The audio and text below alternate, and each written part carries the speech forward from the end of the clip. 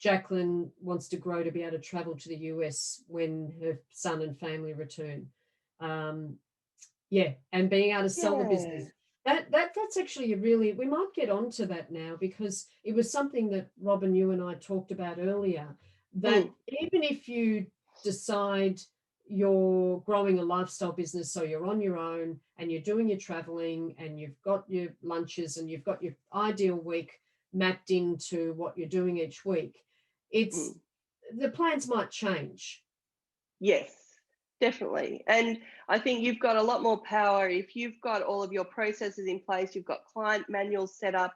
If you're running your business, even though it might be only you, but as if you are going to have staff, then it means that if things change, then then you can make changes. So, like if I decided that I wanted to retire, I'd probably work out whether or not my business is worth more to be sold, maybe to an accountant, or whether or not if I have somebody working in my business with me, that's going to sell for more. So then perhaps bring somebody in, and I've got all of the everything set up so that I could do that. Yeah. So just having things set up so that you can take advantage of any changes that come along. Mm. A little bit, yeah, like we were talking about earlier about moving from the city to the country, having everything in the cloud means that you can do that. Yeah. It's, yeah. And, yeah, you don't need to jump at every opportunity, but just, I guess, future proofing yourself, just planning ahead so that Mm. you've got the best opportunities to, yeah, take advantage of what comes your way. Mm.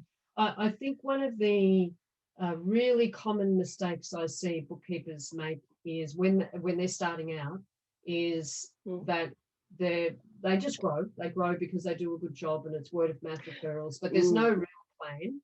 And then they get to the point where they're actually full up and they realize, gee, I could grow. They realize then that they start to get a big vision. This was my story, by the way.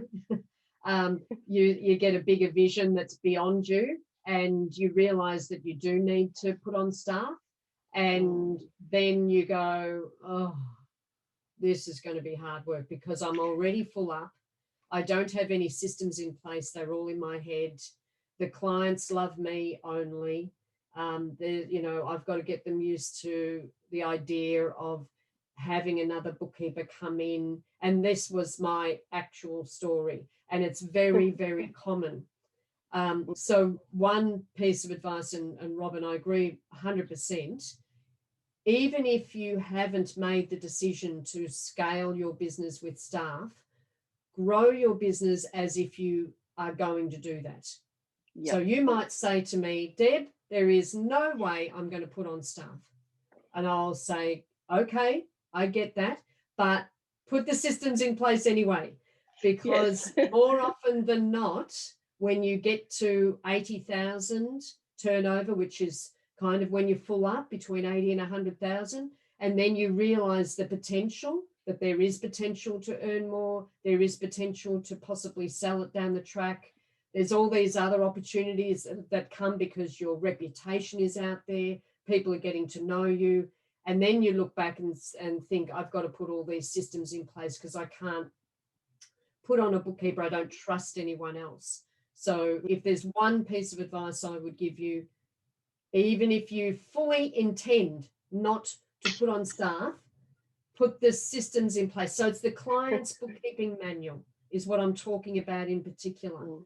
So all those things that you do for your clients on a day-to-day, week-to-week, month-to-month basis, that are the kind of work that you would hand over to another staff member, you need to have that systematized. Mm. How do you do that? When do you do that? Why are you doing that? Do Mm. Loom videos, create checklists, put instructions in a manual format so that they can read and learn and what have you. That will be part of the handover that you do Mm. to the bookkeeper.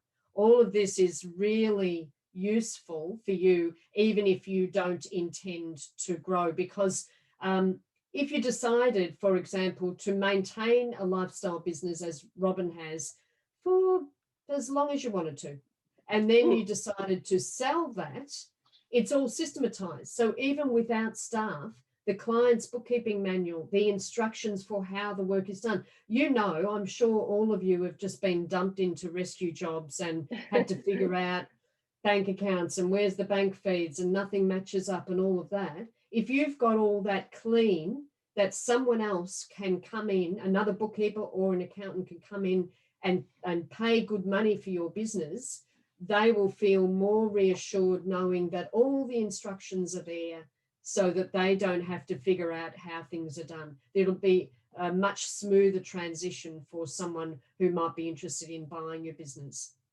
Mm. Yep, absolutely. Yep. And also, I know it's only a small thing, but even just for yourself, I know there was a time a few years ago when my mum wasn't well. She's fine now, but you know, my head wasn't in it, and to have everything in place, I could just work through checklists and go, now I've got to do this, now I've got to do that. This is the next step. Like that made a huge difference to me.